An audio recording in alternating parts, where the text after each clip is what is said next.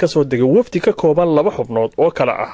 wasiirka arrimaha dibadda mudane Maxamed Biixi Yoonis iyo wasiirka macdanta iyo biyaha mudane Xuseen Cabdi Ducaale halka oo loogu soo dhaweeyay si aad iyo aad u qiimo badan safiirka Soomaaliland u fadhiya wadankan Ingiriiska mudane Cali Aadan oo ka waramaya sababaha u yimaadeen wadankan Ingiriiska iyo howlaha u socdaan ayaa waxa uu yiri sida maanta oo ay tahay bisha September 10 waxayna soo gaaray sida aad arkaysaan ee halkan ka soo dhaweynaysaan 2 wasiir oo ka socda xukuumadda Soomaaliland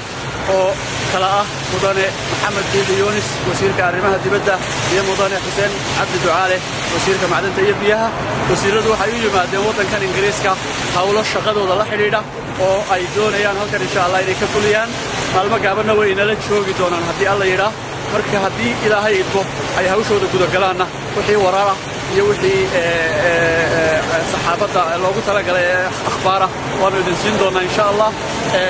sidaas ayaan idinku wargelinaa maanta inay ka soo degeen wadanka Ingiriiska hawlahoodina toos u guda gali doonaan insha Allah oo yimaadeen waxa ka mid ah maanta sababta safarkooda waa safar shaqo weeye safarku